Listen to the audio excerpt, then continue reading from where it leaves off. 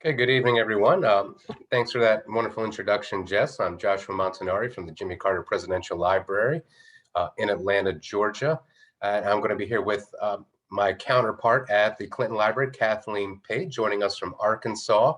And we're kind of be doing one presentation together here.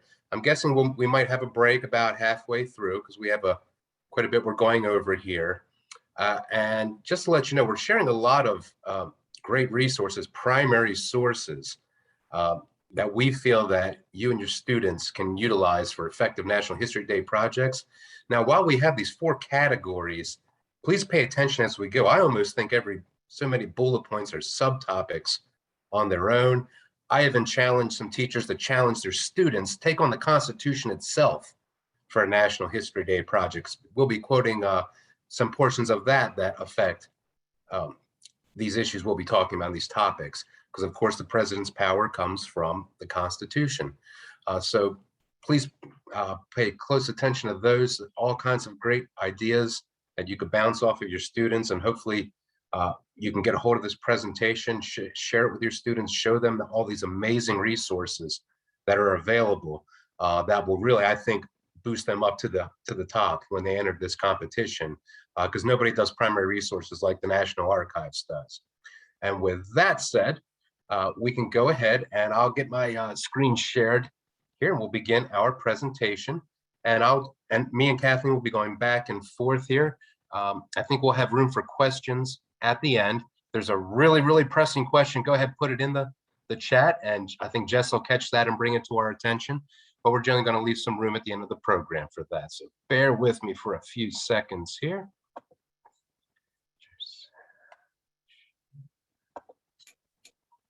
All right, Josh, while you're sharing your screen, I also want to point out that we are both available to visit your classroom virtually. If there's something that you would like us to share with your students, and if you ask extra nice, we might even both come to your classroom at the same time virtually. So we are here to serve you. Yes, thank you for letting folks know that. Absolutely. In fact, I know I do a presentation specifically on Carter Library resources for National History Day. I'm happy to do any other programs whatsoever that we have available, or be flexible if there's a specific topic you see that I don't offer. So yes, please visit our website. In fact, we're going to talk about the websites here. I did it again, Kathleen. I got that slide coming up. Unintentional segue. Okay, so let's go ahead and just get started with just a little bit of background in case folks don't know presidential libraries. We are a wing of the National Archives and Records Administration. These were initiated by FDR back in 1939, made formal in the mid-50s. Every president doesn't have to have a public-facing institution like Bill Clinton and Jimmy Carter do at their presidential libraries. However, the National Archives do basically designate a presidential library. It just doesn't have to be public-facing. So, like President Trump has a presidential library. He has not decided if he's going to have a public-facing institution yet, but we do have that. Some resources may be available online if you check that out. And there's different arrangements at each one of these sites. Many are supported by private foundations. All of these presidents that opened a presidential library had to go out and raise their own money to get it built and acquire the land to put it upon. And then in most cases, National Archives comes in and handles the management of the collections contained at those libraries. So altogether, we have 15 from Hoover, because once FDR did it, Hoover said, I want one too. Hoover through Trump have presidential libraries that at some level are administered by the National Archives and Records Administration. The Carter Presidential Library in Atlanta, Georgia. We are currently still closed. We had reopened for about 3 weeks. Delta variant changed a few things. We are temporarily closed, but you can still get in touch with us if you're trying to do research. We'll get to that on our website page, but we're still here for you. To help connect you with 40 million pages of written materials, 40,000 museum objects and artifacts, 500,000 photographs, and 2,500 hours of audio and film. And to get in touch with us, get to our website. A lot of things are already posted there, frequently requested topics, a lot of great stuff there. You go to our education tab, a lot of the presentations I give either in person or distance learning. I have those as PDFs. You can download them. You can access the hyperlinks, dissect them as you see fit for your students. We're there to be flexible for you. Our social media pages, particularly, I know for the Carter Library, our Instagram and Twitter, we really rely heavily on primary sources from the National Archives. You can just look those pages up and find a lot of great primary sources for you and your students. Some Google Arts and Cultures exhibits that we have online. Again, we National Archives National History Day resources. I have a link for that. And Docs Teach. If you haven't used Docs Teach, I'll even tell you we use it for a little bit of shortcut and cheating in the National Archives. That's maintained by our nonprofit partner, the National Archives Foundation. But amazing resource that takes a lot of legwork out of the way for teacher or student doing a project. A lot of great activities on there for teachers if you need to fill in 5, 10, 15 minutes in your class. So please visit Docs Teach to see how that can help out you and your students. With that, Kathleen will tell us about the Clinton Presidential Library resources available to you. All right. So in a similar fashion, we have a bunch of stuff. We have over 80 million pages of written materials, over 10,000 objects, photographs, we have audio, we have video. We do have something that, Josh, I don't think you have. I would be surprised if you do. We have, I think it's 200,000 emails, which is really not a lot. People weren't really emailing a lot during the 90s. It took about 10 minutes to transmit a page in Carter's day, so. Yeah. All The internet did exist, but we all didn't have it. All right, so we also have, if you'll go to the next slide for me. Here we go. We have our regular website, which is clintonlibrary.gov, and then we also have a separate website that is our digital library. And Josh mentioned you're going to be getting a copy if you sign up to get information from us. You're going to get a copy of this presentation, and it has live links in it, so you don't have to write any of this down. But we've got our digital library, which has over 2 million pages of archival documents. It's got recordings. We also have some special stuff there. I'll talk about digital library exhibits on the next slide, but I do want to tell you we do also have a YouTube channel. We put things out on Facebook, Instagram, and Twitter. Particularly of interest to teachers is on Tuesdays, I get to promote the programs that I'm doing with the hashtag Teacher Tuesday. So if you don't pay attention any other day of the week, you might want to take a peek on Tuesdays. So let's go to the next page and talk a little bit about digital library exhibits. So if you go to the digital library and you put in a search term, sometimes it's like drinking from a fire hose, right? You just get all of this information and it's a little overwhelming. So we have two ways that the archivists have come up with to kind of narrow that. One is a topical research guide, which is exactly what it sounds like. It gives you kind of a couple of paragraphs summary of the topic and then points you to different collections that are related. A digital library exhibit takes it a step further. A digital library exhibit is like a real exhibit in that it has a coherent narrative. It has an introduction, it has a conclusion, and it's also jam-packed with primary sources. So documents, audio, video, photographs, all of that good stuff. And next slide, please. For each digital library exhibit, we also have education activity suggestions. There you go. So ideas for ways that you might use these digital library exhibits with your students. And it's probably stuff you're doing already. It's just ideas for doing it with our digital library exhibits. And I think if we go to the next slide. All right, Josh, do you want to talk about this, or I can? Yeah, I can talk about this. So from the National Archives, we do have these great document analysis worksheets. You'll see their links. They're available for novice and secondary. You can interpret that as elementary and middle and high, but then again, a lot of your students are, some may be at different levels than their classmates. Let them look at, decide what's best for them, or you look at it, decide what's best for your students if you're using them in class.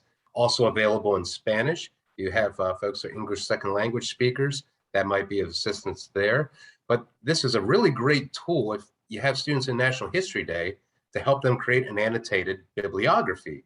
You complete these sheets, you basically have your annotated bibliography when you answer these questions. And something I always stress to teachers and students before they use these is you might not be able to answer every question on them. In fact, I hope you can't answer every question on it, because no single source should answer all the questions. And that should be prompting further inquiry to go on to the next source and complete another document analysis worksheet. So we have these for all different sources, written, cartoon, video, you name it. There's one for every type of primary source. And I believe they really are highly effective in enabling students to really become the historian and critically think about history, as opposed to just giving us the names, dates, places, facts, things like that, but becoming the historian when they are participating in National History Day. Okay. All right, I seem to have a slight delay in my slide changing here. Okay, there we go. And so we're all about primary sources. We are the National Archives. That's really what our collection is about. You know, a large part of National History Day is about. I know the National Archives Assembly gives out, at least here in Georgia, we give out an award to the junior and senior category for best use of National Archives primary sources. Maybe your students will get that award if they follow our presentation here. But why do we use these primary sources? Well, they make us question where things come from. We're not just taking it for granted when he said, she said, considering original intent and context. I think we all know that multimedia gives us intangible things we might not get from words on paper. And when we have all of these different documents available, we get those multiple perspectives that help us build that holistic view of an event, person, whatever it is that we're researching. And as I alluded to further, no single primary source should be perfect and give you everything you want. It should be giving you clues to go further and stoking that curiosity of why is this that way? Why did that event? Whatever your question may be, you should be looking for more. So that's really, I think, the way I measure up a good source are these 4 categories here. Let's go ahead.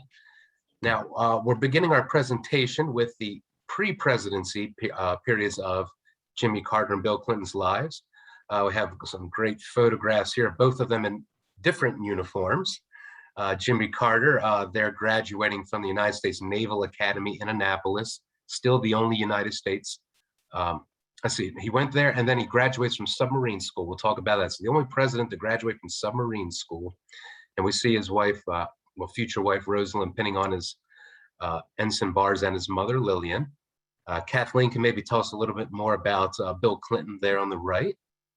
Right, so that is President Clinton in his Hot Springs High School marching band uniform. President Clinton actually talks about being in band helping him prepare for being in politics, particularly all state band competitions. He would help organize them, and he said those skills came in handy later on. And that uniform had to be super hot in Arkansas, August and September, because it was 100% wool. Ooh, I'm pretty sure Jimmy Carter's sweating a little bit in Annapolis, Maryland, too, in the summer. Over here. Okay, we'll go ahead and move forward here. So there's all different, again, so many different slants on the National History Day theme.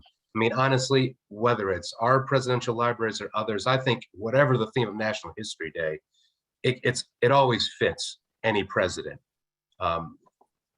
It's always flexible. Something you might not think of, diplomacy, and this is kind of connecting some presidents here. Now, you may not know, but Carter is the first president who was born in a medical facility. And that is generally due to the lack of the availability of healthcare personnel in Southwest Georgia in the early 1920s. That occurs when his mother, who's fully pregnant with him, is volunteering as a nurse and gives birth to him while on the job. The home you see there, that is part of the Jimmy Carter National Historical Park. You can visit in Plains, Georgia. That was a do-it-yourself construction kit ordered from Sears and Roebuck. boy, he could do a project on how Sears was diplomatic with the American public. Hey, you on hard times, can't afford a house, we've got a kid for you. We're going to democratize home construction. That'd be an interesting project to see. There was no running water or electricity there for most of Carter's life. He gets electricity after the New Deal's rural electrification program. So another president, Franklin Roosevelt, all kinds of debate and diplomacy. We'll give a little shout out to our counterpart, Jeff Urban, up at the FDR Library. He would love to help any students out who are interested in some FDR related topics for National History Day. But that's an example of how the government had domestic diplomacy. We're bringing you utilities, much like today, that's happening with internet and Wi-Fi, bringing it to rural areas that do not currently have it. So you have some connections. I think Carter had a great preparation for his diplomatic career in the military, much as Kathleen was talking about Bill Clinton's experience in marching band. I think the same can be applied to military service. We mentioned he graduates from the U.S. Naval Academy. He does that on a fast track because it's World War II. We didn't know the war was going to end in 1945. Carter graduates there in 1946, but then goes on to study reactor technology and nuclear physics in submarine school. So he's not a nuclear physicist. He gets familiar with much of it. He's kind of the hardware person who becomes familiar with the mechanics of nuclear reactors and engines. He serves as an executive officer, engineering officer, and electronics repair officer on submarine USS K-1, which we see a photograph of him here on the right.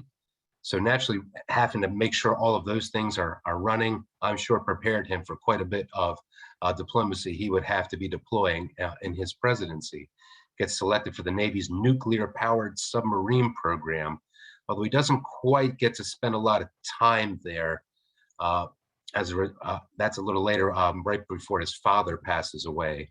But before he leaves active duty in the Navy, because of this experience he gains, here's some diplomacy. How about nuclear diplomacy, but a little different kind?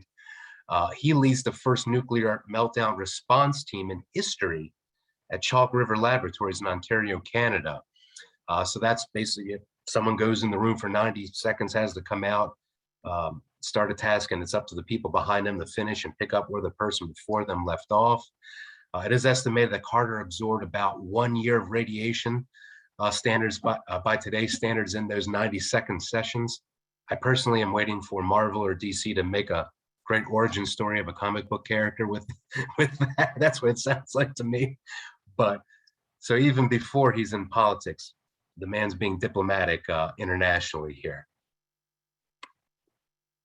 Mentioned he leaves the military. His father does die of cancer in 1953. Carter feels incumbent that he comes home, takes up the family business. A side note, there might have been a little failed diplomacy with Rosalind then, as she was not happy about this. Apparently, this was a unilateral decision that Carter made for the family. He recalls the ride home to Georgia. His wife would not speak directly to him, but would speak to him through his sons. So that probably was not a good feeling. They get back, they have to go into public housing. In fact, you can visit that apartment in Georgia. There's a plaque outside telling you Jimmy Carter lived here. They only make $250 their first year. Even by 1950s money in rural Georgia, that is not a lot of money. But he does turn that business around. How does he turn the business around? Local diplomacy, builds necessary relationships to ensure the success of that business, gets civically engaged with county education, hospital, library boards. That's something that should be impressed upon students, that these things just don't run by themselves. Ordinary folks like us have to have an interest and get involved and help shape how we want these public institutions to be. Future Farmers of America, another one he has a strong bond with there. Educating, training students interested in farming. So he builds all these great local bonds. He's head of the Lions Club of Georgia. So that really motivates him to be diplomatic with a larger constituency. And he runs for state senate in Georgia. We hear a lot in headlines about elections these days and the legitimacy of results. In Carter's case, he initially loses this election for state senator, which is crazy to imagine that he might have just been Jimmy Carter, the rural peanut farmer, known to nobody except maybe folks in Plains and Archer, Georgia, or Americus, Georgia. But it's a newspaper reporter who does a little math, realizes there are quite a few folks who are residing in local cemeteries who somehow managed to turn up and vote for Carter's opponent. It is enough of a difference to overturn the election. Now we're talking rural Southwest Georgia, so not a lot of big numbers of voters there, so it doesn't take a lot, but that gets overturned. Jimmy Carter goes to Atlanta, serves 2 terms as a state senator, takes a run at the governorship of Georgia, loses that first time to a man named Lester Maddox, comes back a second time to run again, wins that election. And this is a really big, this is really a paradigm shift, I think, in almost national politics. Here in southern Georgia, in the state of Georgia in the South, we go from Lester Maddox, a man who was elected much in part to his vehement opposition to integration, was notoriously known for chasing Black patrons out of the restaurant he owned. Then when it came down to being integrated, chose to close his restaurant down, his business, his livelihood, rather than integrate. We go from that to a governor whose first words to the voters of his state is, I say to you quite frankly, that the time for racial discrimination is over. And I always think Jimmy Carter's governorship, here's another topic for National History Day, and how did that affect national politics for decades to come? So run that by some folks, see if that resonates with some of your students. I think it's a great National History Day topic. We could help out the Carter Library with it. The Georgia State Archives could help out with that as well. A lot of great resources for students. And I'll hand over to Kathleen to see how Bill Clinton's pre-presidency compares and contrasts. Yes, yes. Josh and I were talking earlier today about how we have so many ideas for National History Day projects, and we're not allowed to compete. So let us help your students. We really have good ideas. All right, so President Clinton was born in a small town. And it's funny because the place where he grew up, where he lived as a toddler and his early childhood, is referred to as the Clinton birthplace. However, President Clinton was born in the hospital. Hope, Arkansas was a prosperous railroad town. They had hot and cold running water, and they even wore shoes. All right, so he was born in 1946, along with so many other people that it's called the baby boom. In a tragic turn of events, his father actually died in a car wreck before he was born. He was raised in part by his grandparents, the Cassidys. So that's Virginia Cassidy Blythe. That's her parents. And because she went back to school, she actually went to school in New Orleans to study to be a nurse anesthetist, which is a really hard word for me to say. She moved back to Hope. She met a handsome, dashing gentleman named Roger Clinton, and they were married. President Clinton started informally using the name Billy Clinton. You can see here 2 artifacts. So we have President Clinton's report card, where his parent, Virginia, is listed as Mrs. Roger Clinton. He's using the name Billy Blythe on his report card, but around that same time, in this very sophisticated drawing of the movie High Noon, he's using the name Billy Clinton. Point of order, he was never actually adopted by his stepfather, Roger Clinton. When he was a teenager, he went down and changed his last name to Clinton, in part because his younger brother, Roger Clinton Jr., was going to be starting school, and he wanted to officially have the same last name as his younger brother. On the next slide, we'll see that President Clinton got involved in politics at an early age. So he was a part of Boys State, Boys Nation. Yep, there we go. You know what? I was on the next slide. I was thinking ahead. Before he does any of that, he gets an education. No, go back. Yeah, I can change. All right, education. That's my fault. So President Clinton learns a lot of great lessons there in Hope and later in Hot Springs. But then his education takes him to DC. He attends Georgetown University. He goes overseas as a Rhodes Scholar. He comes back and gets his law degree at Yale, which is where he meets Hillary Rodham. All right, so next slide is going to talk about his political career, right? So he participates in Boys State in Arkansas. He's selected to go to Boys Nation. That is where we get the famous photo of him shaking President Kennedy's hand in the Rose Garden. He serves in student government at Georgetown. He's an intern for Senator Fulbright, a very powerful senator from the state of Arkansas. He works for the McGovern presidential campaign. He is Arkansas's youngest attorney general. But in a nod to Carter, I should mention President Clinton's first kind of national campaign, he ran to be the US senator from the state of Arkansas, and he lost fair and square. All right, but he's elected attorney general. He's still quite young.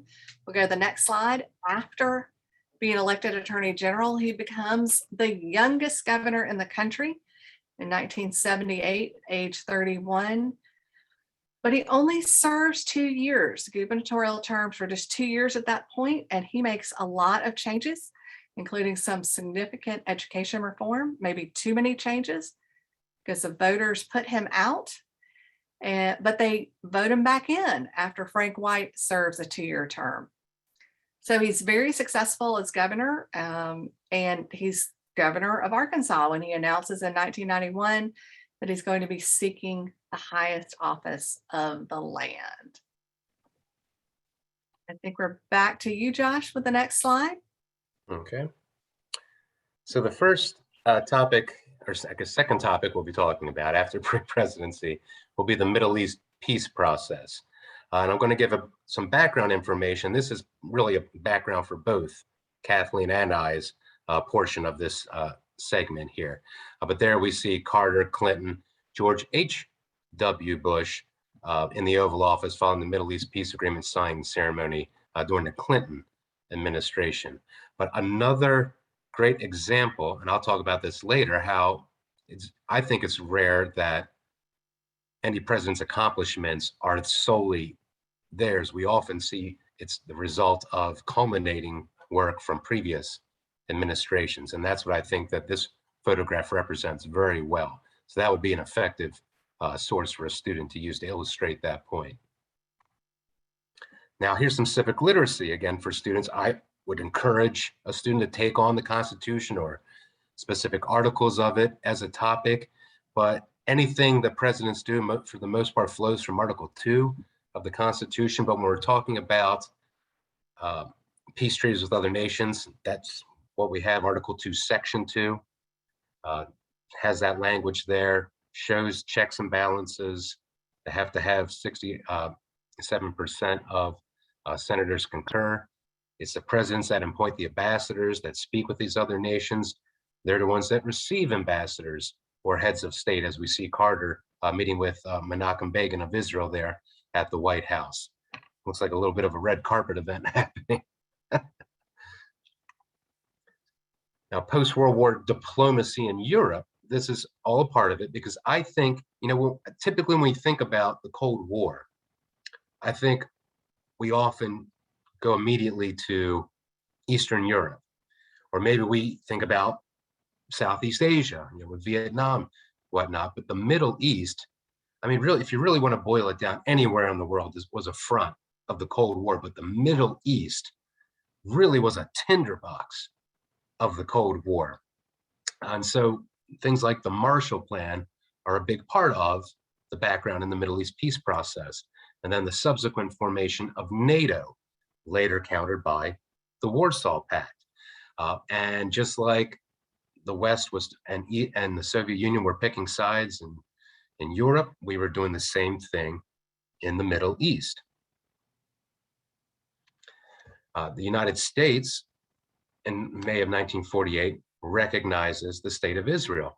Now, I am endlessly fascinated by the document you're seeing there. I think it's the most impactful primary source of the 20th century, or at least it has the most consequences, for better or for worse, of the 20th century. But I think it's so interesting that the recognition of a new government is something as simple as those 2 short paragraphs with some handwritten corrections from Harry Truman. You see there, and boom, you have the recognition of a new nation on earth. That's simply on paper anyway. And another great resource we have highlighted would be a later recognition in 1949, a little more formal, but I'll leave that to you and students to investigate in more detail. But this document really sets the stage for a lot of debate, a lot of diplomacy, successes, failures, consequences. The National History Day theme is all wrapped up in this topic here. Once that document is signed by Harry Truman, these are the consequences. And let me clarify, I'm not saying the state of Israel should not have sought recognition by the United States and we should not have recognized them. This is just what happens after that. Totally neutral stance here. But you see, first Arab-Israeli war, it does begin the day after the United States recognizes Israel. Arab coalition attacks Israel upon the Declaration of Independence. So now Britain's kind of out of the picture there in Palestine. 56, nationalization of the Suez Canal, illustrated in the political cartoon you see there. United States is involved in that because a lot of, President Eisenhower is significantly involved in those negotiations that follow the nationalization that Nasser institutes there. 6-Day War is the really big one. That's what really sets the stage for both Jimmy Carter and Bill Clinton in their dealings with the Middle East peace process. That 6-Day War is a decisive Israeli victory. And even that is a great topic itself for National History Day presentation. I mean, Israel really takes out those foes one by one. Their Air Force literally eliminates the Egyptian Air Force in 2 hours. That's because they basically have like NASCAR pit teams that are cranking out an Israeli plane, rearming it, refueling it. I believe it was every 8 minutes. A plane was taking off, dropping its load, coming back, loading up. That was very decisive, and that's what sets the stage. As we see, we have additional conflicts that happen, war of attrition. That's one where we almost saw the tinderbox burst into flames. As the Soviet Union's a little more involved, naturally, the United States is still backing Israel at this point, and Israel shoots down 5 Soviet aircraft. That does not become a larger conflict between the United States and the Soviet Union, but something tells me a lot of folks in DC were holding their breath when that happened. 1973, the Yom Kippur Ramadan War. Again, Soviets supported Egypt and Syria against US-backed Israel. Israel wins this, not by much. It's not a decisive victory. It's a very hard-fought victory. Bitterness afterwards, the Arab oil embargo is initiated against the United States. So a very big consequence. And that really is one of the main causes of the energy crisis that the United States experiences. And that leads to stagflation that not only plagues Gerald Ford, Jimmy Carter, that extends into the Reagan administration. So huge consequences here from events that happened really from the failure of diplomacy. We would not be having multiple wars if diplomacy had solved things. Here's the consequences of it. Now, I mentioned earlier about presidents working across administrations. In the Middle East, that's definitely the case there. Egypt had been aligned with the Soviet Union. They had Soviet advisors in their nation. They were getting arms assistance. But the Nixon administration begins reaching out to Anwar Sadat. They believe he's key because it's really Egypt spearheading a lot of those conflicts we just talked about and discussed. It's creating some volatility. It especially hits home when the Arab oil embargo hits, because we really have to think about it beyond ordinary people filling up their private vehicle gas tank. Think about industry, manufacturing, transportation, all of that. Nothing was untouched by that. So we get serious about bringing Egypt into the fold so that this doesn't happen. going forward. So they really focus on courting Sadat, who himself is a masterful politician. After the Strategic Arms Limitation Treaties is signed by Nixon and Brezhnev, the Soviet Union cannot keep its arms promises to Egypt. Sadat uses that more or less as his excuse to expel Soviet military advisors from the nation, begins moving his economy more towards the free market system in a nod to that developing relationship with the United States. Ford gets the Arab oil embargo lifted, again, working closely with Sadat. That goes into the Carter presidency, and Jimmy Carter, as I'll discuss, has a very personal brand of diplomacy when he begins reaching out to Anwar Sadat, Menachem Begin, gets them to Camp David, which was a huge feat in itself to have them come together in the same place to talk about the issues they had. And here we see just a taste of that personal diplomacy. Think about the President of the United States. How many people are on their staff? Surely somebody can have the president dictate a letter to them that they will type up so nice and neatly on official White House letterhead. Here we have Jimmy Carter handwriting these letters to both Anwar Sadat, Menachem Begin. Very good with his diplomacy. When you read those letters closely, more or less it's up to you. The peace process can only happen if you're on board, if you make it happen. He tells this to both Sadat and Begin. But even things as simple as his closing, your personal friend, not respectfully, not yours in leadership, your ally, but your personal friend.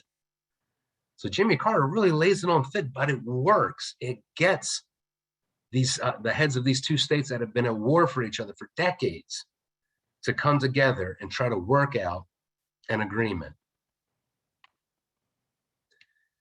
And the big rub here, the debates, I think this again applies to both Carter's experience at Camp David and President Clinton's subsequent experiences, is words, the use of words and how they matter, little words that matter.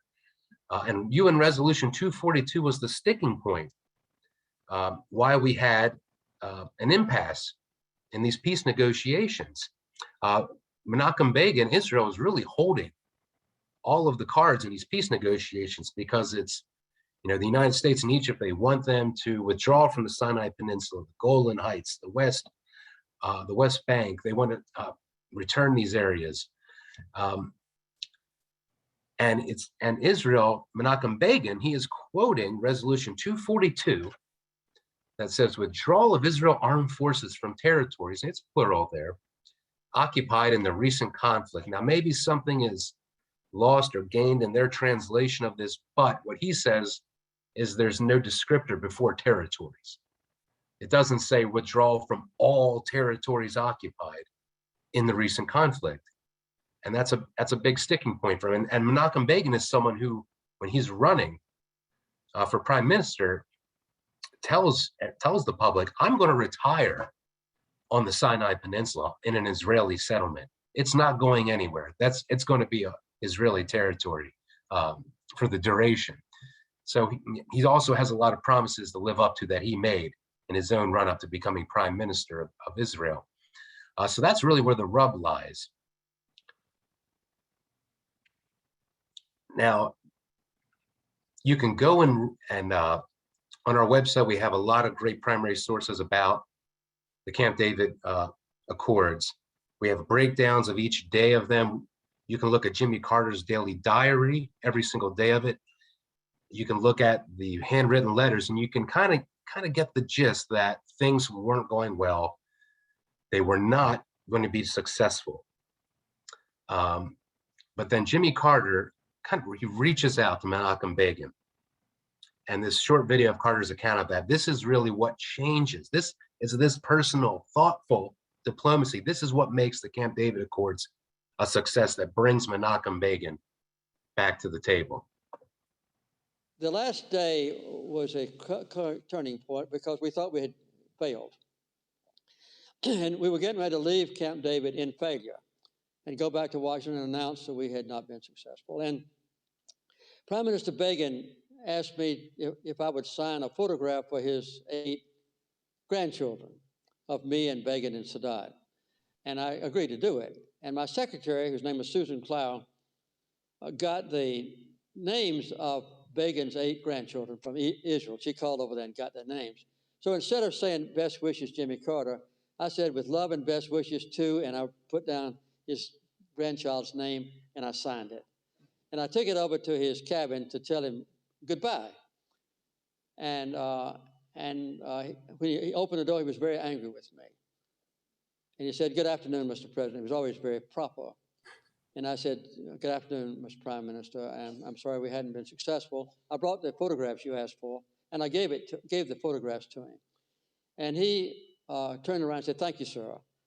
And then he looked down at the photographs, and he read out loud, "Love and best wishes to," and said, he read his grandchild's name.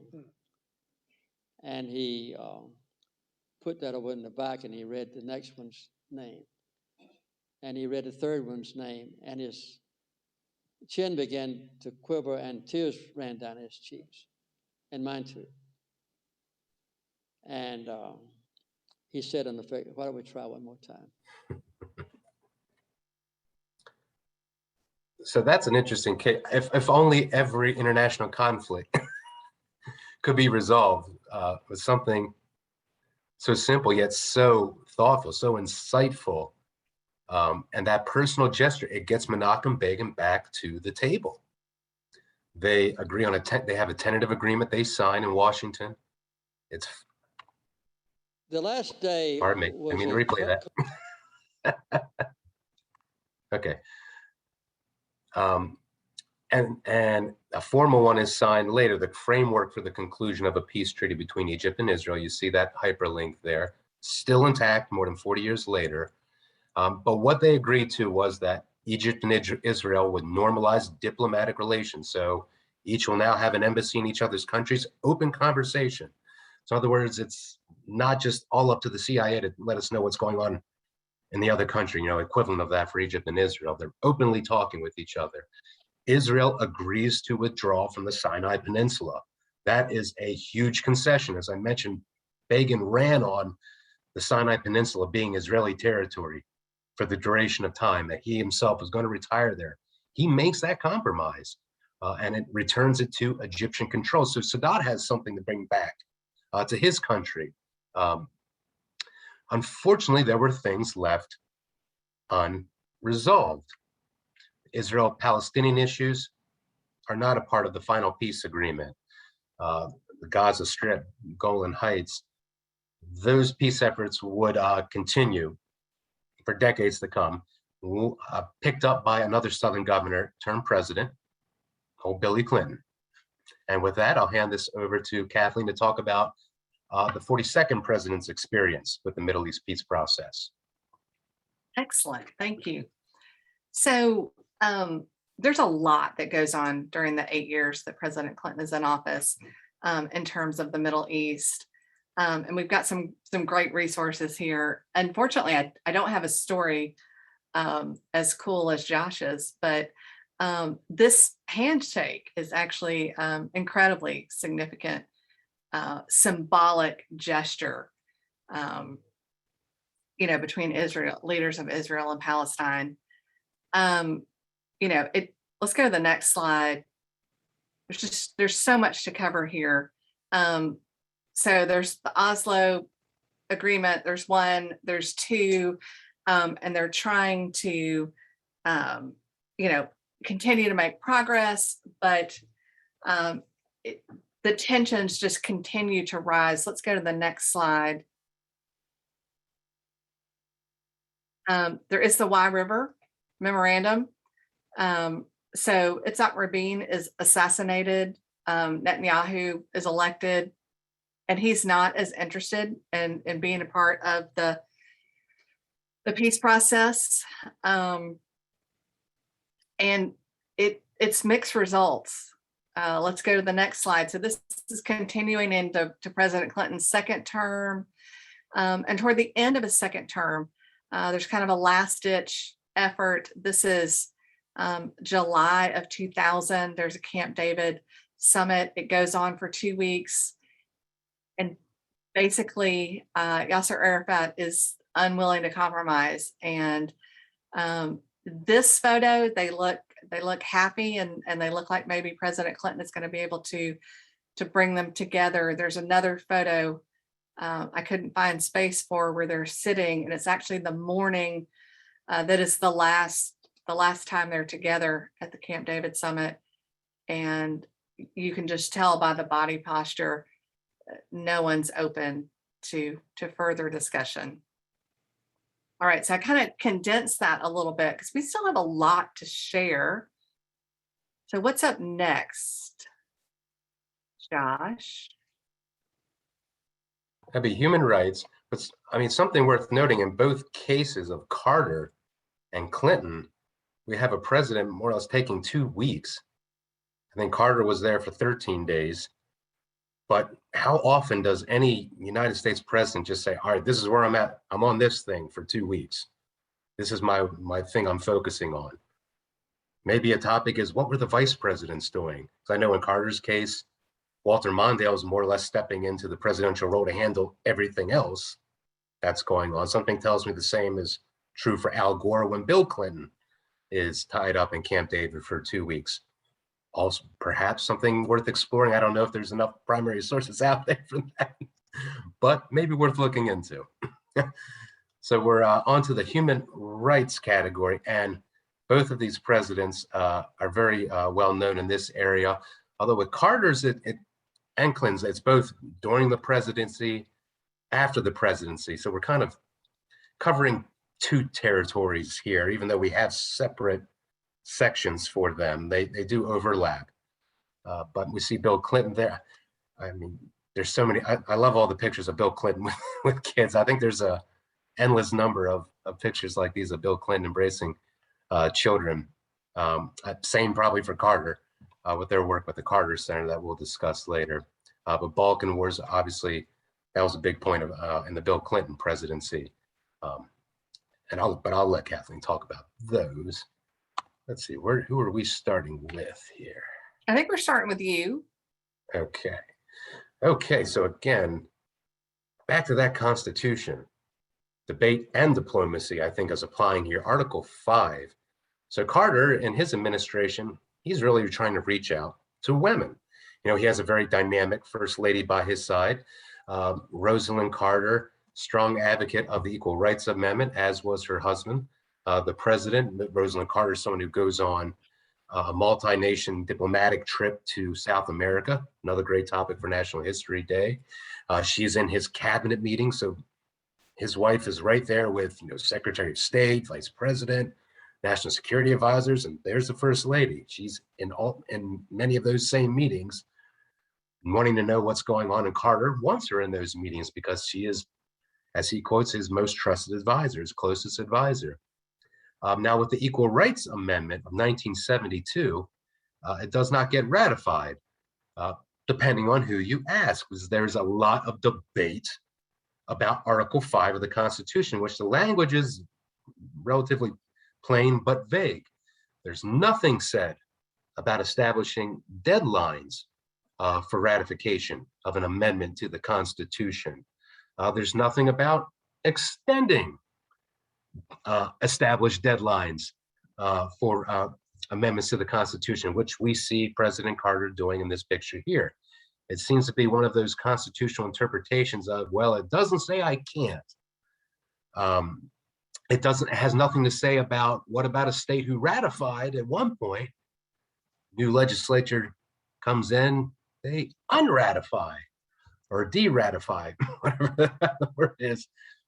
Is that permissible? We don't know, because it's not specifically outlined in Article 5 of the Constitution. So that's where that amendment is. It's in that debate still, because you had some states that rescinded their ratification. In other cases, you had states that got on board with ratification. We're talking years later. But is that was that first deadline valid? Was the extended deadline valid? Is it constitutional to put any deadline? I don't know. I think it would be a wonderful National History Day project topic for that, Article 5 of the Constitution. So we mentioned Carter is reaching out to women.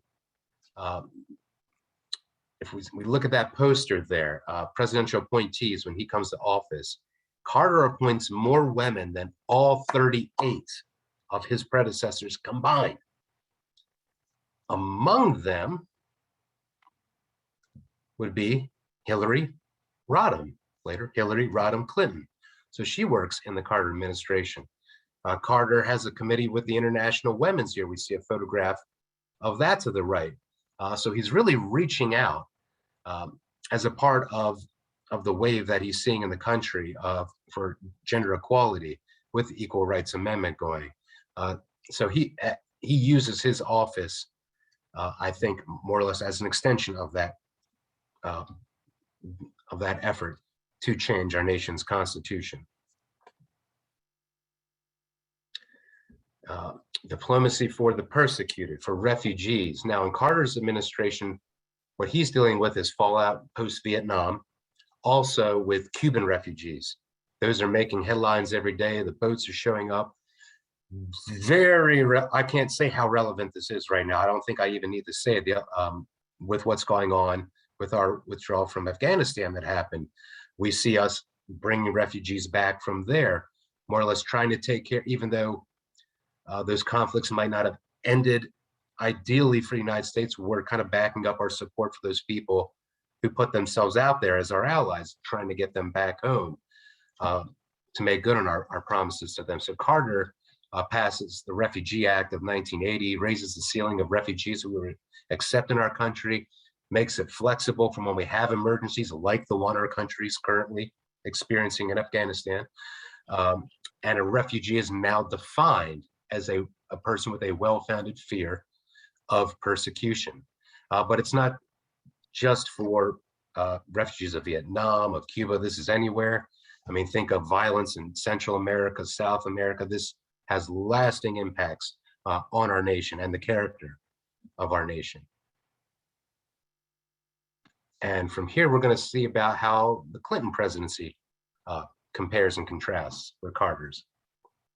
Right. So thinking about human rights, there were some significant conflicts that happened during the Clinton administration.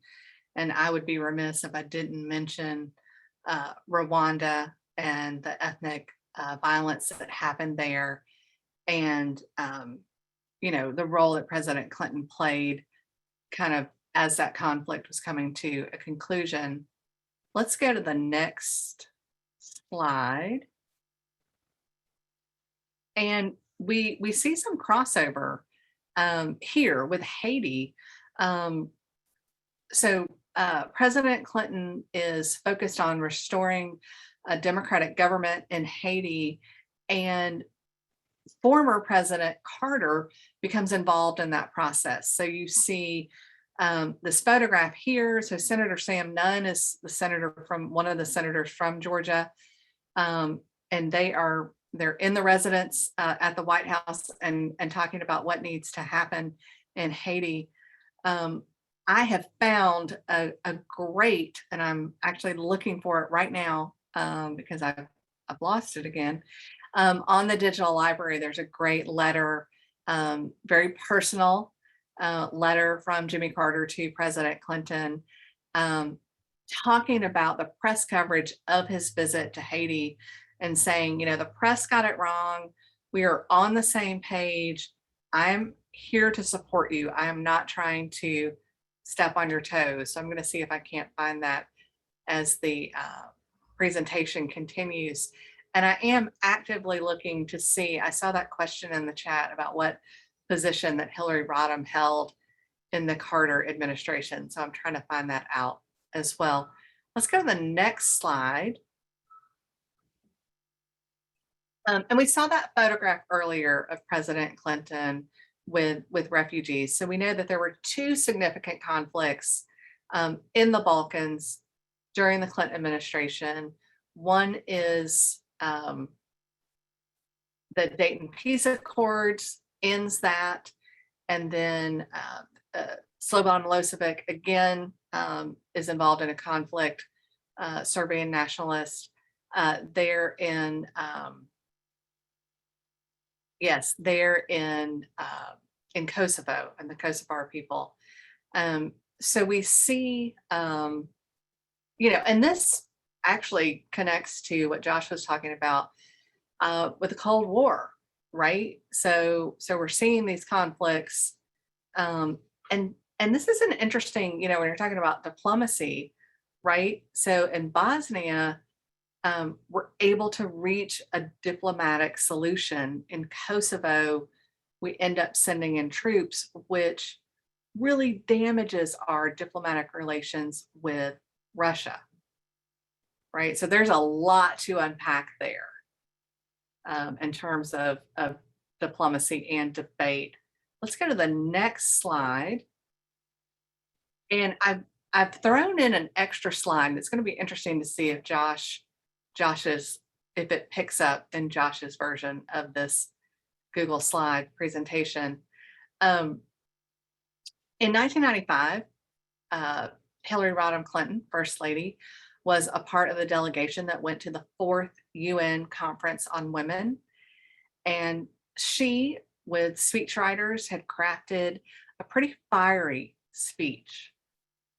And there were those in the administration who really wanted her to tone it down. And that is not what happened. And so earlier, before I realized that Josh was going to be wearing a tie, I was actually wearing a t-shirt with a quote from that speech, that women's rights are human rights and human rights are women's rights. So let's go to the next slide and see if the slide that I added is going to pop up. It's not there, but that's okay. When we send you the Google Slides, it'll be in there. But I had added a slide kind of playing off Josh's slide about appointing women to position in his administration. President Clinton appointed Madeleine Albright as the first female Secretary of State and Janet Reno as the first female Attorney General. Now, he was not able to appoint the first female Supreme Court justice, as Reagan's appointed Sandra Day O'Connor, but he did, for his first, President Clinton was had the opportunity to appoint 2 Supreme Court justices. He appointed Ruth Bader Ginsburg. That was his first appointment. Josh, it is 5:02 or 6:02 Eastern, and I think we're about midway through our presentation. So I'm thinking it would be a great time to take a 3-minute break. 3-minute break, water, stretch. You good? I'm good. All right. Yeah, we can do 3 minutes. That's good. All right. Super fast. Okay.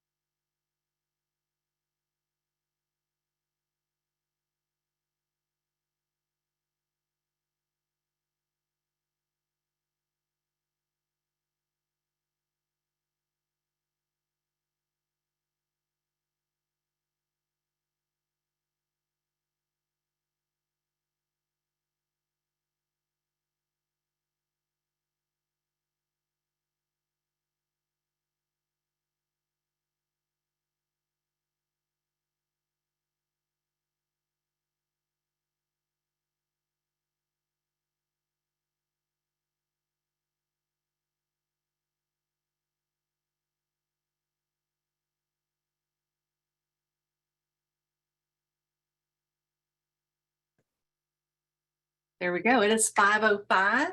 I was still muted. But I am back. And Josh is back. Okay. All right. So our next section is about conservation and the environment, something both Carter and Clinton have some big impacts in, things that are still ongoing, impacting lives of Americans today. So I'll go ahead. We see, what do we, and Kathleen, you want to describe the photograph that we have here, Clean Water for Health and Families, President Clinton delivering remarks of safe drinking water. You want to tell us a little bit more about that before I jump in?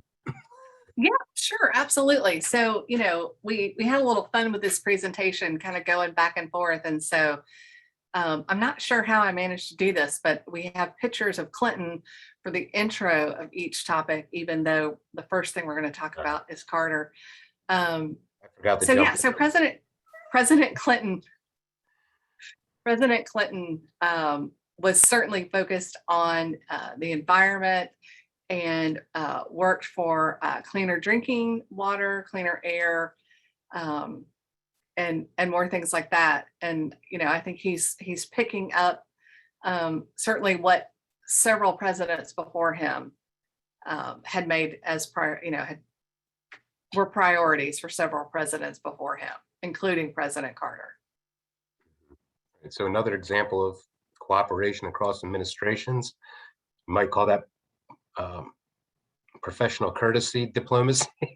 Could that be categorized as, you know, I might not be in the same party as you, I might have campaigned against you, but I'm going, here's what I did, I didn't get to finish it. Here you go. So we have a lot of cases of that. Let me get things moving there.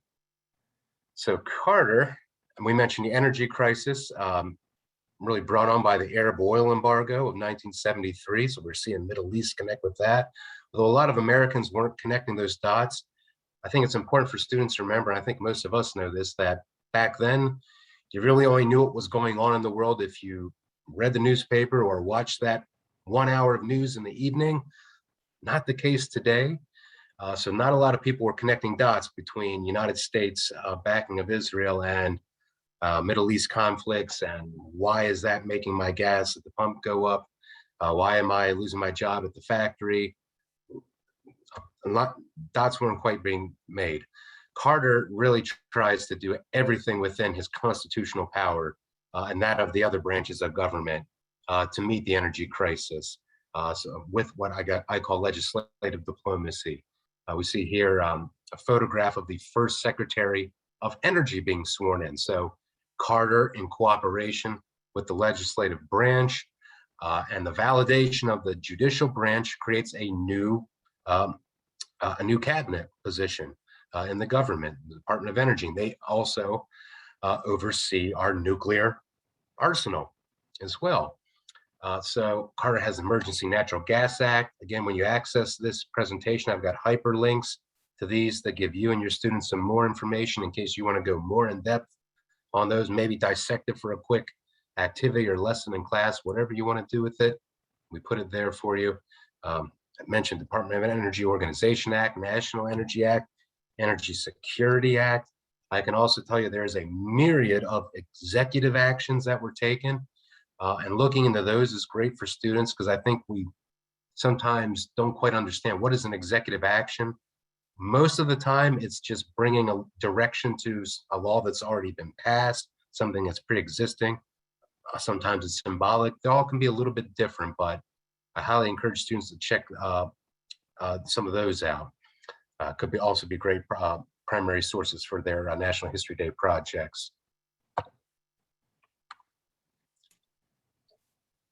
All right, I'm glad I remembered that on this one that it's a little bit more back and forth. It's a little bit more back and forth. They're a little more interwoven. We're going to talk about Clinton's legislative diplomacy. Absolutely, absolutely. So, you know, I think everyone could get behind safe drinking water, but emission standards for vehicles, much more controversial. President Clinton also focused on kind of alternative energy sources, So reducing petroleum usage. Josh, you just said something about executive actions. Mhm. Right. And then we also have, we have on display in our museum some executive orders that President Clinton created related to the environment. So things like federal agencies have to have some alternative fuel vehicles and things like that. So really kind of encouraging that. So there are different ways that presidents can go about influencing how things are done, particularly in the executive branch. Right. And as you mentioned, emissions, that's one of those great points.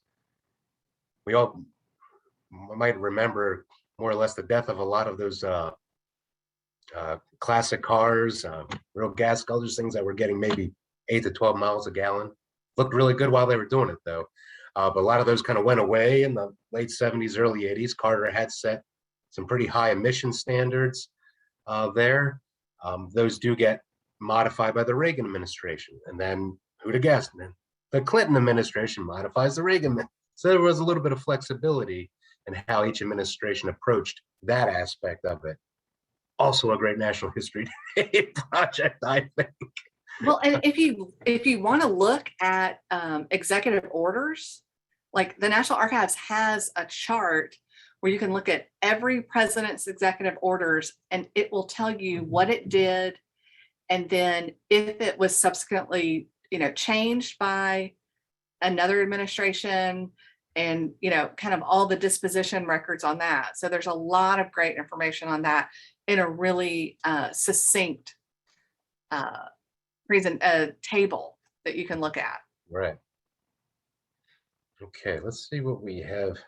Oh, and Carter was, I believe, the use of ethanol, something that you can tell your students at any time your parents or you're driving, if you're a high school student, pull up to the gas pump. I'd say 9.9 out of 10 times we see on the pump may contain 10% ethanol, which is corn, which is derived from. So that was something, the Carter administration had this all of the above approach to the energy crisis. It wasn't just we got to get on renewables because we can't depend on the Soviet or on the Middle East. It was still going to those things, the fossil fuels. It was just incorporating new things, which I think is still presidents are pretty much still having that approach today, the all of the above approach. Okay, what we got next? Thank you. Okay, so Carter really diversified how he reached out to the American people, his conservation diplomacy. Very catchy way to do it, team up with Marvel Comics. So Carter did, actually, he had Stan Lee and costumed Avengers came to the White House to promote the Department of Energy's unveiling. Amy Carter got to meet all of them. Stan Lee, even in our museum exhibits at the Carter Library, we have a personalized drawing made of Jimmy and Rosalind and Amy Carter in the White House lawn by Stan Lee and autographed to him. Stan Lee even has a video of, well, he's passed away now, God rest his soul, but on his blog had a video talking about how wonderful his visit was with Jimmy Carter in the White House.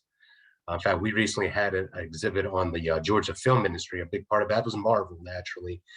And Stan Lee was aware of him. We were trying to bring him to that exhibit. Unfortunately, he passed before we were able to do that. But yeah, Marvel Comics, that's a way to reaching out to kids. For us adults, we had our fireside chats. When Jimmy Carter, well, I think very courageously, told Americans, turn down your thermostats and put on a sweater. And that had a lot of mixed responses. A lot of folks did start to see Carter, more as a parent figure than a leader figure, trying to tell me what to do with my thermostat. But he did. I think it's diplomacy. That's pretty brave, telling Americans what to set their temperature at. That pop culture, again, relying on that heavily. National Energy Education Day was established. We have a link to learn more about that for you and your students. So again, kind of an all of the above approach. How do we reach Americans? Any way we can to try to get through this crisis together. Let's see what our next slide entails. Back to Clinton.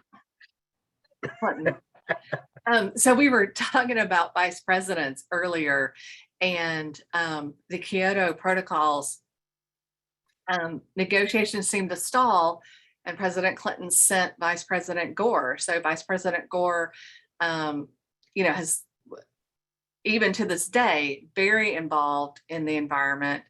And so President Clinton used him as an asset in these negotiations. Unfortunately, those diplomatic efforts were not successful. The Kyoto Protocol was never ratified by the Senate. And that's a great opportunity for your students. The executive branch doesn't act on its own, right? We have those checks and balances. So, the executive branch can make things happen, but those treaties, those trade agreements, they have to be ratified by the Senate. Mhm. So the president can accomplish a lot, but he also has to work with the legislative branch. Right. Great example of, again, getting back to executive orders. Bill Clinton couldn't just sign an executive order that said, we're in this treaty. It's a treaty, it's an international treaty. You can't go around the Constitution. Again, those executive orders more or less supplement things that have been constitutionally validated already, for the most part. But again, look into it. Have your students look into that. Another great topic we're handing them here. Okay, where are we? Are we going to the next? Solar panels next. Okay. Yes, we see Jimmy Carter warming up on the solar panels on the White House roof. We have one of those original solar panels in our exhibit area at the Carter Library in Atlanta. When we reopen, if you're in the area, come by, check it out. But again, that all the above approach, renewable energy like solar panels, wind turbines. Carter initiates ethanol. Hey, we're still digging for coal. Let's get coal because that's giving us energy. Natural gas and nuclear power. Don't have a lot of time to talk about that, but I think we all know that was a big issue in Carter's presidency. We know 3 Mile Island happens later.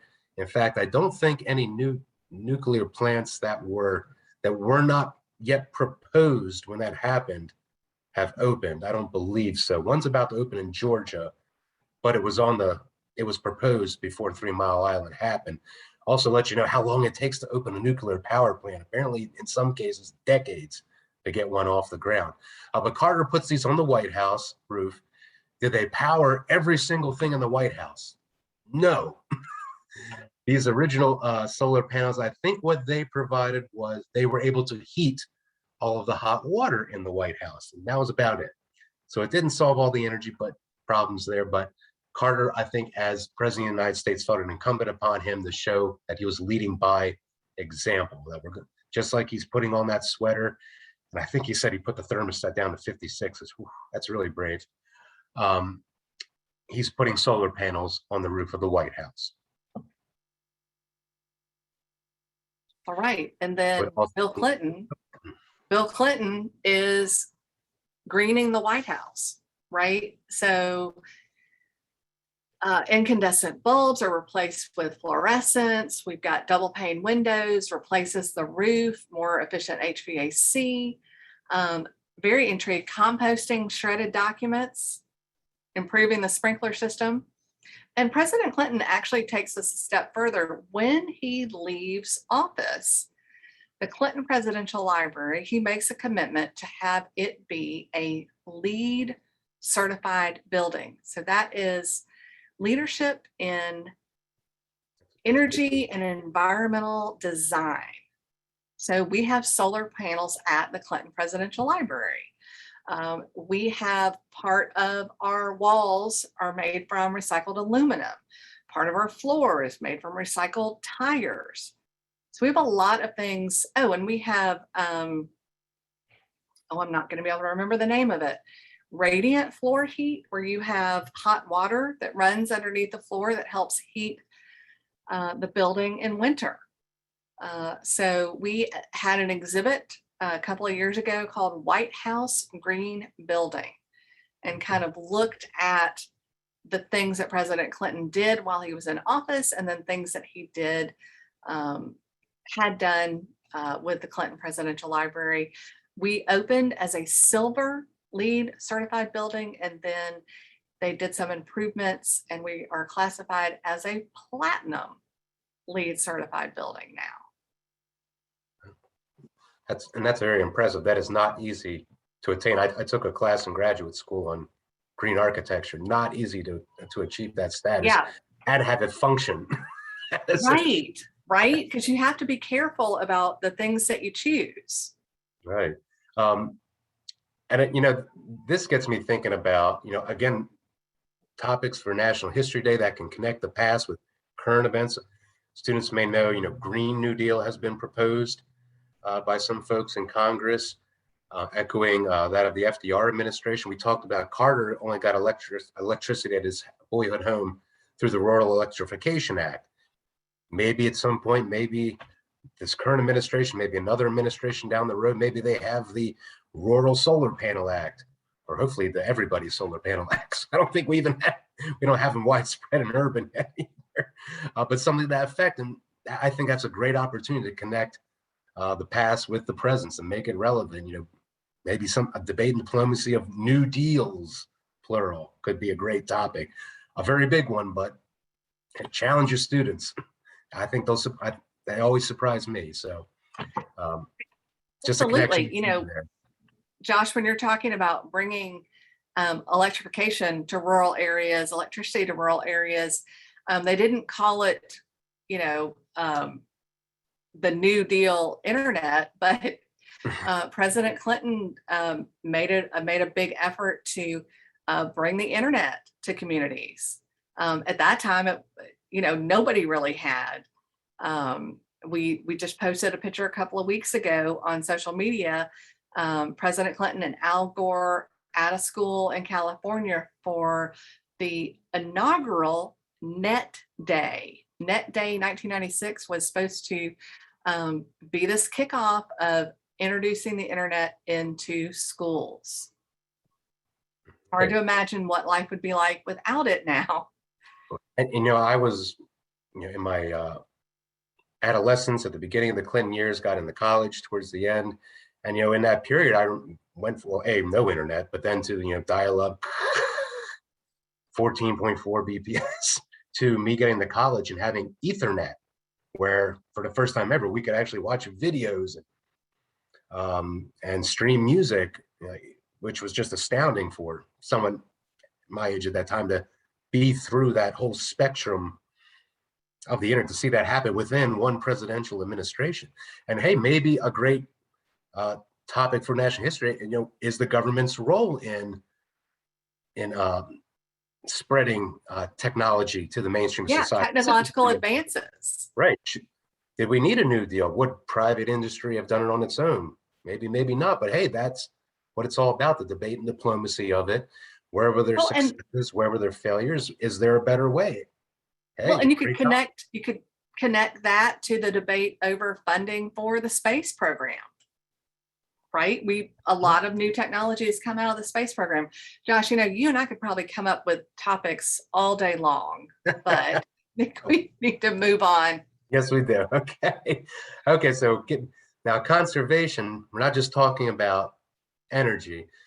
We also have conservation of heritage, natural resources, cultural resources. A lot of folks, a big topic that people don't know about Jimmy Carter is his role in the state of Alaska, which you may know we purchased from Russia in 1868 for the whopping sum of $7.2 million. Actually, a lot back then, but it was about 2 cents an acre. A lot of debate about that. When Russians go to Alaska, they're just going there to get sea otter pelts. They barely penetrate more than 100 miles into the interior. They think that gives them claim to what we know as Alaska, which actually there's debate about the border of Alaska. That wasn't settled until the FDR administration. So a lot of folks today are saying Russia didn't own Alaska. They came here, took some seals and left. What gave them the right to sell this territory? Another topic though, but we see Secretary of State Seward there. And but getting back to this was the culmination of great diplomacy from Abraham Lincoln. Yes, Abraham Lincoln. It happens in 1868. He's not president then, but while he is president, he has a great relationship with Tsar Alexander II. Lincoln signs the Emancipation Proclamation. Tsar Alexander emancipates the serfs in Russia. They do have other commonalities. Unfortunately, both meet their ends at the hands of assassins. But Lincoln's bond with Russia is what leads to this eventual sale of Alaska to the United States. Called Seward's Folly at the time, the man now has a city in Alaska named after him. Beautiful Kenai Fjords, go visit. The US since then has cleared over $3 trillion in revenue from that $7.2 million estimate. So I think this is a really great topic, a lesser known one to bring to the surface, folks, particularly Jimmy Carter's involvement. And it also involves other presidents. So it's Eisenhower who signs the Alaskan Statehood Act, brings them into the Union. We see him there with the new 49-star US flag. He promises the state of Alaska 104 million acres that will be yours to do with what you want. We don't know what those acres will be. We kind of have to get our own house in order and see the ones that we want. So more or less the federal government, I think, kind of wanted to do a little bit of cherry picking, so to speak. But Eisenhower's administration does not take that on. The Kennedy administration, the Johnson administration, Nixon's, they start talking about it with the Nixon administration, but they don't get anything done. Same with the Ford administration. I mean, you see there, the Alaska Native Claims Settlement Act is passed in the Nixon administration. It gives Alaska Native tribes 44 million acres, $962.5 million. You see that corporations there, the tribes each formed a corporation plus one for Alaska natives who were not residing in Alaska. But again, that 44 million acres, that's kind of stalled. We don't quite know which ones yet, but we'll get them to you eventually. So the can just keeps getting kicked and kicked. There's a deadline to implement in 78. So the Carter administration, they don't want to kick the can down the road. They don't want to deal with it in a prospective second term, and they don't want to kick the can to the administration that follows them. So when they reach this impasse, when they can't get Congress to the table to pass a comprehensive Alaska lands bill, Carter falls back on a tool that many presidents looking to solve public land issues fall back on, something that a tool first given to President Teddy Roosevelt, and that would be the American Antiquities Act of 1906. Here we see the Senate version of that bill there. But you see the language on the screen. Again, in the great tradition of American legislation, we leave a lot of wiggle room here and interpretation. But basically it says the president without Congress, and this is like, so executive action, can declare an area a national monument. So a national monument does not have to be something like the Statue of Liberty, a sculpture, something like that. It can be land, it can be water, it can be a historic structure, it could be a seashore, a lake, it could be a million different things. The impetus behind this was actually the pillaging of artifacts, primarily in the Southwest, our pot hunters, if you will. That was a huge problem. They wanted to bring some federal authority to controlling that. But then this gets interpreted much more widely over the years. The Supreme Court validates it being interpreted that objects of historic or scientific interest can be natural things and not man-made artifacts that we find in places like Mesa Verde.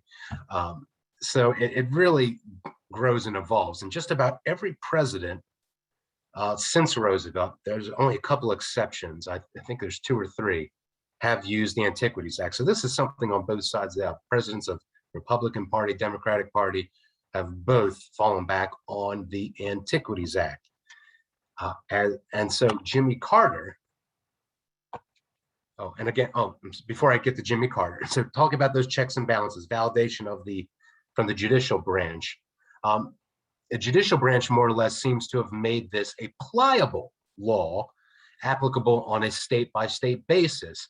The precedent for that, the establishment of Grand Teton National Park, first set aside as a national monument by Franklin Roosevelt, had a bit of pushback from ranchers there. Eventually, it's formally recognized as Grand Teton National Park in 1950, under the condition that the Antiquities Act is now null and void in the state of Wyoming.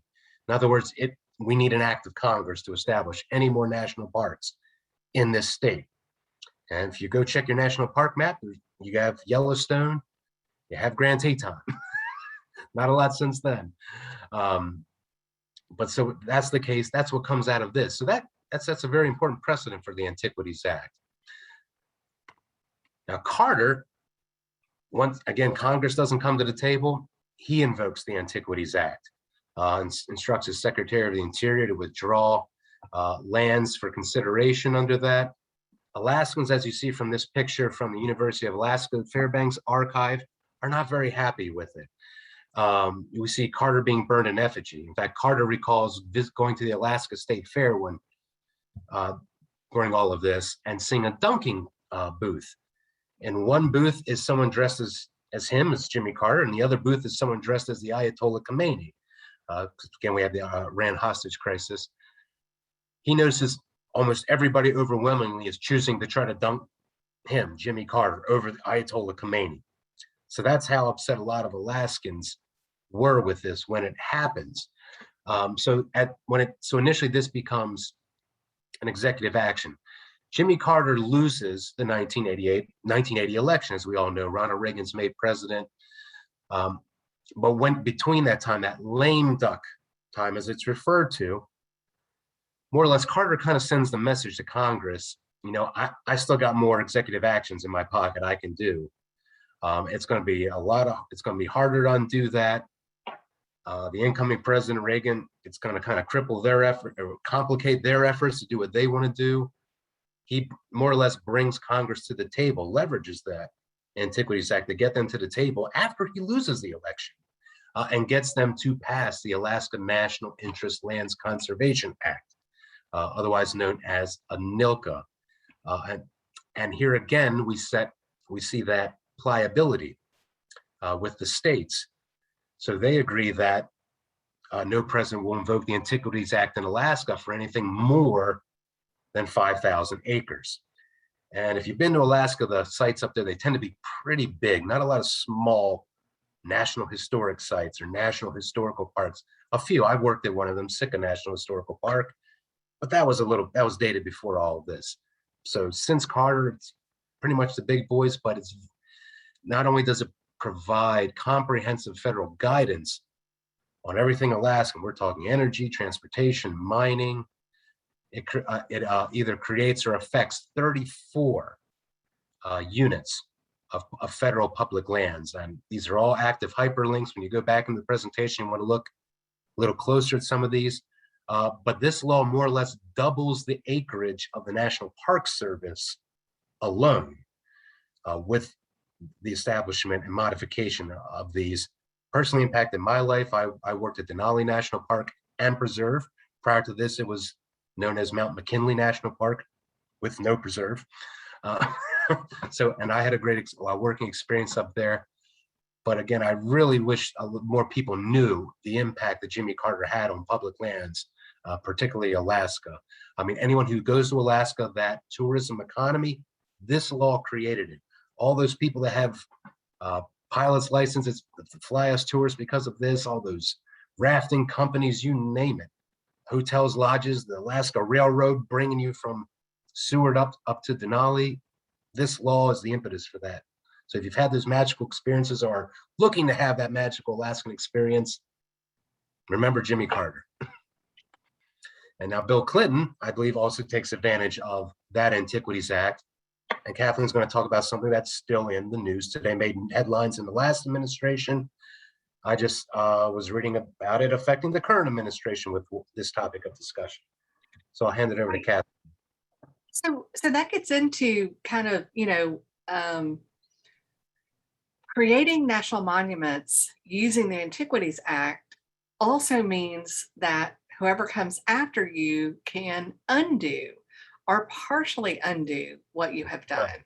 So they can't quite completely erase it, but they can modify it very significantly. Right. And also, it does not obligate Congress to fund it. Like the Grand Canyon was Grand Canyon National Monument declared by Teddy Roosevelt to protect against mining interests. Congress, for most part, said it doesn't cost money to run a hole in the ground, was their view of it. It really doesn't get, and a lot of national monuments that were signed by presidents initially do not get federal funding.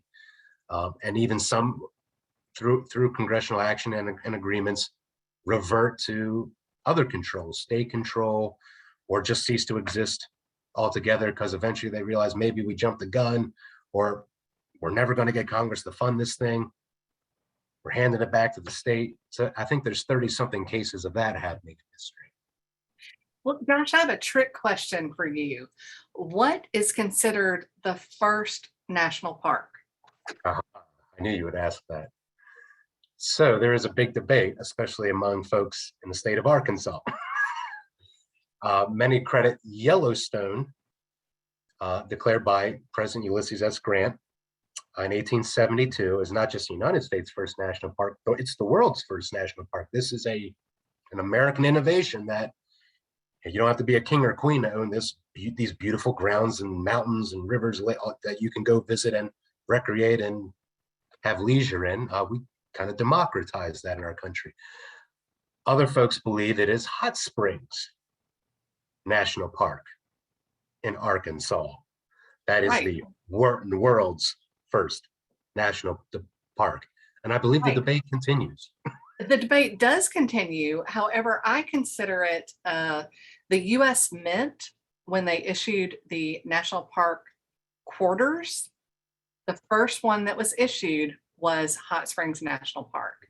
Touché. So I put my faith in the judgment of the U.S. Mint. And Hot Springs National Park is where President Clinton grew up. So he grew up in Hot Springs. So he was born in Hope, moves to Hot Springs in between first and second grade. This photograph, this is a photograph of President Clinton signing the proclamation to create Grand Staircase Escalante. He is at the Grand Canyon, so in a different state than Grand Staircase Escalante. And it's interesting, if you look at this speech, I read this speech several years ago.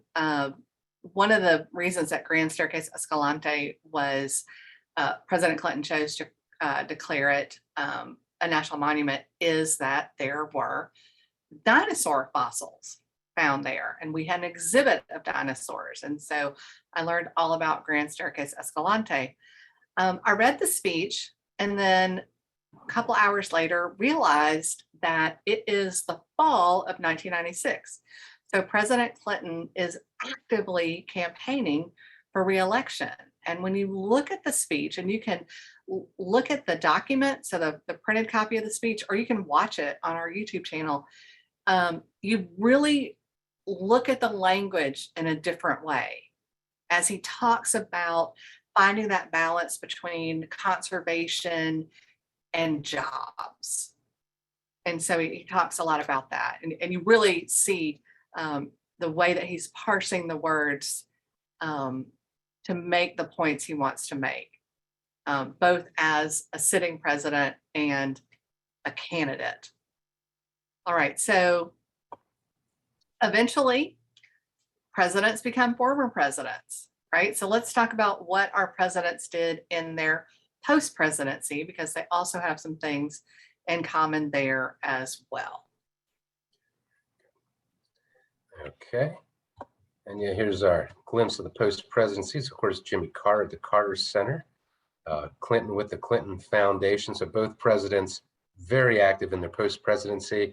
I think what I tell a lot of students at my site rings true for yours as well, Kathleen, that just because you're not in the White House anymore doesn't mean you still can't lead the nation.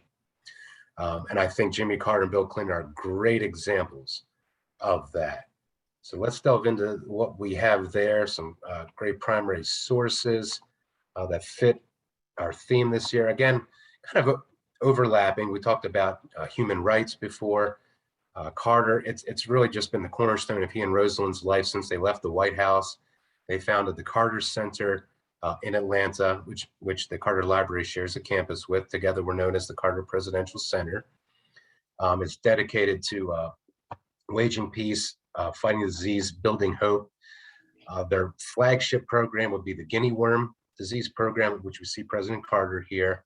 Again, that's something because of folks not having access to clean drinking water, ingesting microbes that turn into these worms that cause excruciating pain in the body, elephantitis. Usually happens around tropical regions of the world.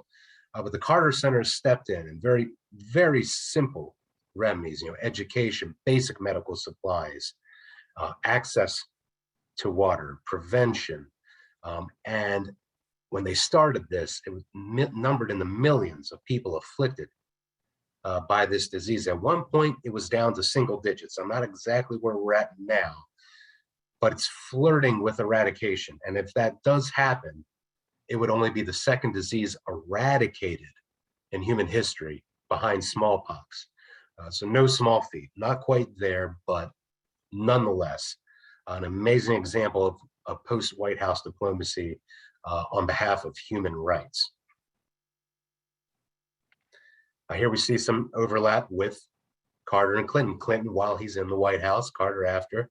The Carters, both Rosalind and Jimmy, received the highest civilian honor in our nation, the Medal of Freedom, from President Clinton, who in his speech commented, and I think it's a fairly accurate statement, that Jimmy and Rosalind Carter have done more good things for more people in more places than any other couple on the face of the earth. And you may know that I think the Carters in their mid-late 90s have maybe finally quietly gotten into retirement. I was joking with Kathleen. I said he's no spring chicken in his early 90s anymore. But to have that drive, that dedication, so long in his life. And, I tell students, when you're president of the United States, you get out of that office these days, and Carter's days, you got book deals, you name it, speaking engagements, you can retire and never say a word or an appearance to the American people again, maybe. But you have folks like President Clinton, President Carter, who've chosen not to do that and chosen to continue civic engagement and leadership. A big one for Carter was diplomacy around the world. He is the first president, sitting or former, who had traveled to North Korea. Also the same for Cuba. Carter is invited there by Fidel Castro in 2002 to discuss human rights, foreign relations. What you're seeing on the screen to my right, it's on display in our museum. That is, I think, might be my favorite artifact in the Carter Library Museum, is a baseball autographed by both Fidel Castro and Jimmy Carter. And I love the underlining theme here that no matter how much you disagree, because I think we can all admit any president since the Cuban Revolution has been at odds with Fidel Castro, and well, Castro's not in power now, but their successors. It's almost one of those things they inherit, whether they like it or not, but they were brought together by baseball. Their love of baseball superseded those lines that had been drawn in the sand. Carter meets with them, attends the All-Star game, throws out the first pitch wearing his favorite player, Hank Aaron's number 44 there. So sports diplomacy, wow, what a topic for National History Day. I would be over the moon if I got to judge a submission on the power of sports and international diplomacy. Please throw it out there to your students. I'm dying to judge that submission. I have a link there. Fidel Castro, communicating with another president, Franklin Roosevelt, when he's a child, wrote a letter to Roosevelt. I won't spoil it. Investigate for yourselves, show it to your students, see what value it has for you. And then I guess that lifetime of diplomacy, a lot of folks thought Jimmy Carter, including Anwar Sadat and Menachem Begin, they received the Nobel Peace Prize following the Camp David Accords. They all thought Jimmy Carter should have shared in that, which he didn't, but he does get his recognition a little bit later in 2002. He's awarded the Nobel Peace Prize. And a cool fact, especially for my Georgia teachers who are on the call here, nowhere else on earth, not just the nation, I'm going to do some Bill Clinton pointing here, nowhere else on earth are two different Nobel Peace Prizes more closely geographically located than here in Atlanta, Georgia.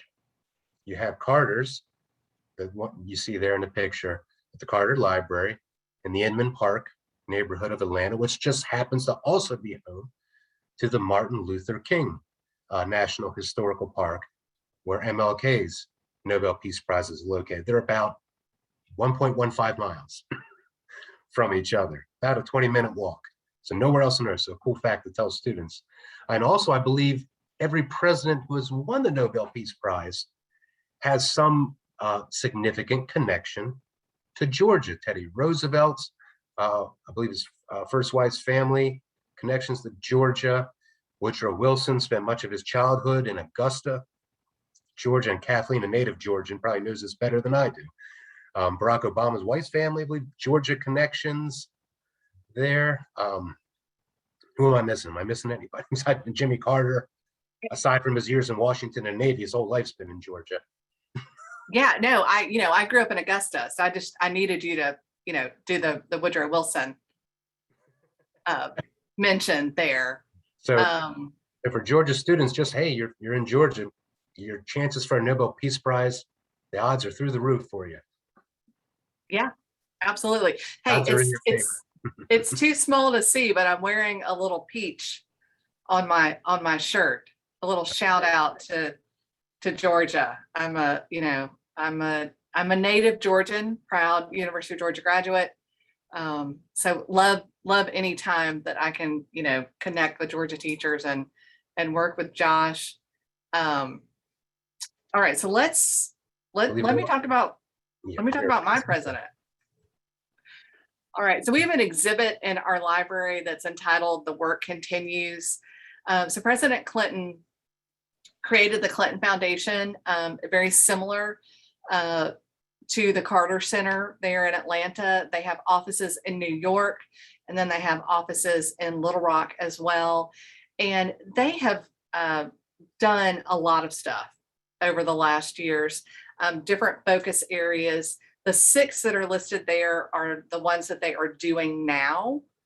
The Clinton Foundation was originally created to raise the money to build the Clinton Presidential Library. So if you'll flip to the next slide, you can see another crossover.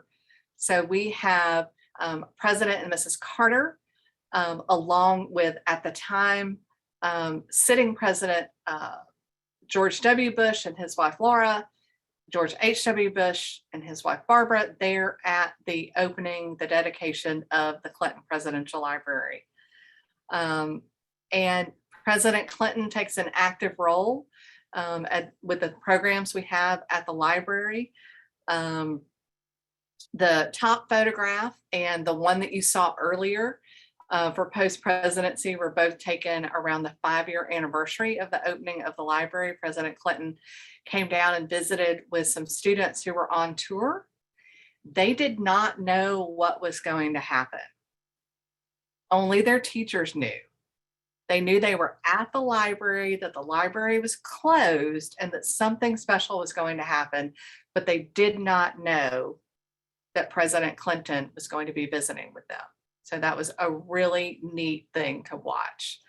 And then one of the things the Clinton Foundation does, they have an Ideas Matter essay contest, and President Clinton meets with the winners of that each year. And those winners receive scholarship money. All right, let's go to the next slide. And we'll see, this is not crossover with former President Carter, but with former President Bush.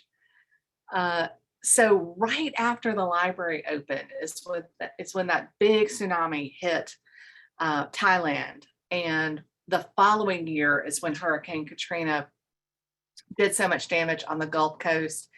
And sitting President George W. Bush asked former President Clinton and his father, former President Bush, to come together and to help with those efforts. So you see that in this photograph.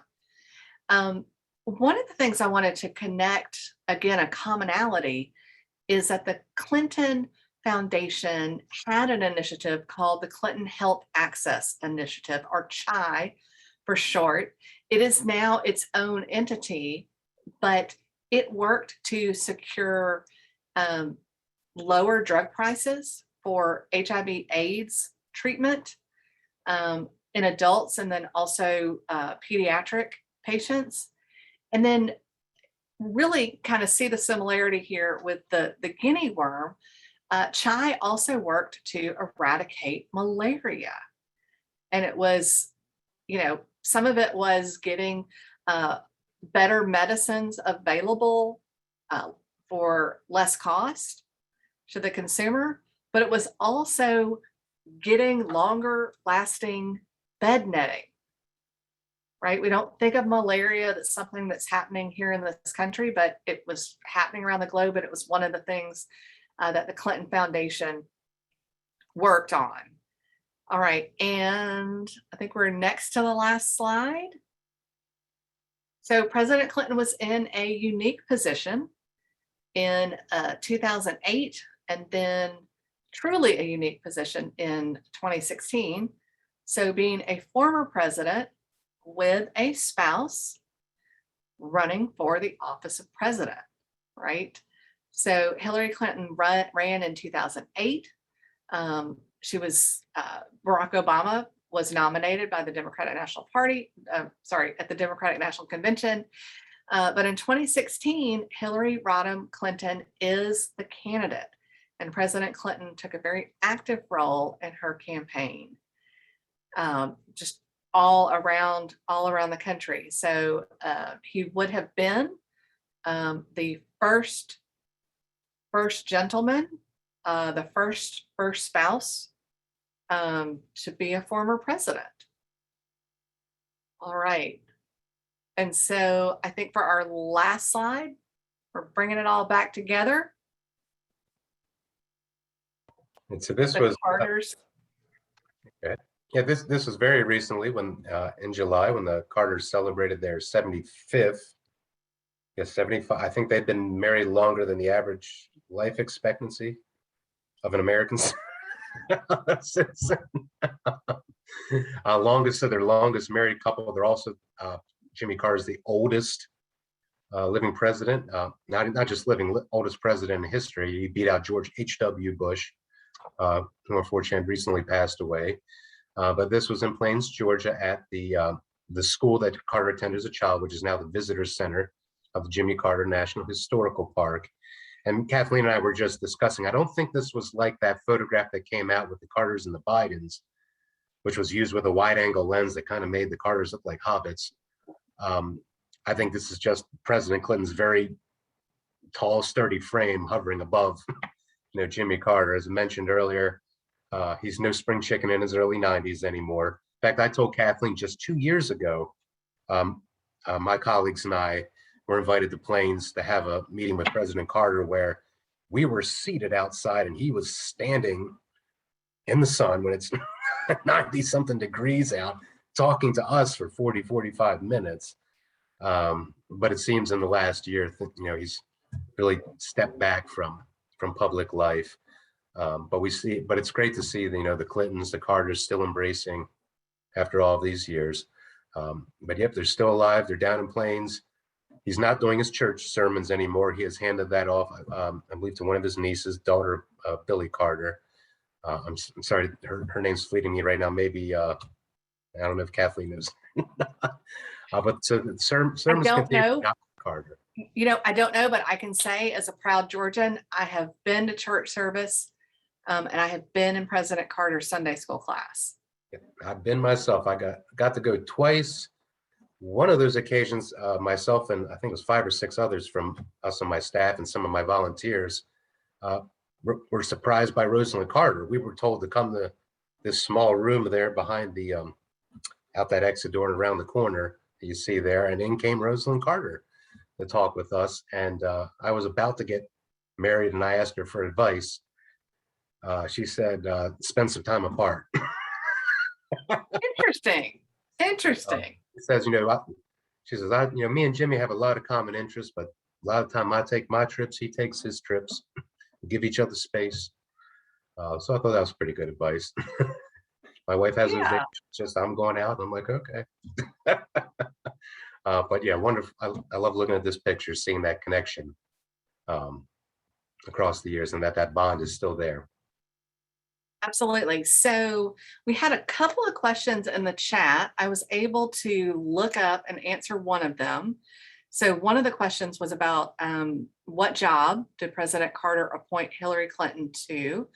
And that was in 1977. Carter appointed Clinton to the Board of Legal Services Corporation, which is an organization that dispensed federal money to legal aid bureaus nationally. And you'll note that although she was married to President Clinton, at the time, she was still using her maiden name.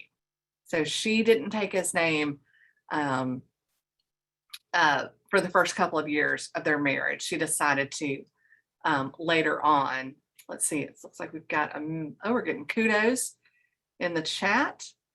And I think if Josh and I are guilty of anything, it's being overly enthusiastic about our presidents and about National History Day. You know, I've been involved with National History Day for a really long time, and it is our opportunity to grow future historians. And so we want to help any way that we can. Right. I mean, I'm going to flat out say it. It's the favorite thing. My most favorite thing to do in my job is to go judge submissions in National History Day, present the National Archives Assembly Award for the junior senior category for best use. I think last year it was so heartwarming when we got to see it on film. The girl, I believe, won the junior category, just whole family yelling and screaming and cheering in the living room. I am so blown away by what students are doing. Let me tell you, they blow me out. They blow 90s high school Josh out of the water. What he was turning into teachers. And 80s high school Kathleen out of the water as well. And I'm even going to say, particularly the junior submissions. I often think sometimes I have to be reminded, wait, is this junior or senior? Because I'm like, my gosh, this is masterful. I mean, all of it, whether it's a paper, I love the exhibits. That's really where I love judging. But sketches, websites, I continue to be blown away by what our students do here in Georgia and around the nation. And I think it can be intimidating for students to want to get into this contest. It can seem like this massive, daunting task.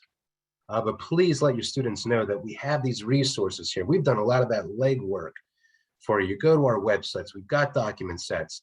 As I mentioned, I've got all of my presentation PowerPoints in PDF form. Docs Teach, you've got your citations already there. In some cases, annotations are already there. It isn't as hard as you think, kids. So please let your students know there are people here to help, even despite the fact our institutions might be closed. We're still available digitally. Email us, check out our websites, reach out to us, book a program. I'm always happy to talk to your classrooms about National History Day and Carter Library resources. I think Kathleen is as well, as are I think all of our counterparts at all of the presidential libraries. Absolutely. Thank you for the kind words, Josh. I put the links in the chat, so if anyone wants to get in contact for History Day and is interested in partaking in that or wants resources, I put the link to get a hold of Georgia and Arkansas. Story has got her Arkansas resources she can give you, and here in Georgia, you're going to hear from Kevin or I, and we have a lot of resources in place. So whether in-person school or virtual school, we can help you. And if your students are doing a topic on Carter or a topic on Clinton or a topic on anything else, one of the things we pride ourselves in is we try to make sure that if you reach out to us, we can find the connections they need. So whether that be sending you to Kathleen or to Josh or someone else, don't ever be afraid to reach out and let us know what's going on. Absolutely. Well, Jess and Kevin, thank you so much. And Story, thank you so much for pulling this all together and hosting, and look forward to future collaborations. And hopefully soon we look forward to having you back at our sites. So. Yes. Well, thank you so much for sharing your evening with us, and thank you to all of our wonderful participants for coming this evening. We hope you had a good time. And I guess at this moment, if anyone has any parting questions, this is the time to drop them in the chat. If not, have a lovely evening, and we hope to see you in History Day land. So Yes. yeah, thanks everybody. Bye.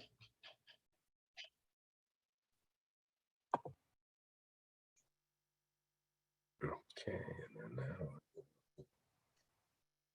I'm gonna stop the recording. okay. Take care.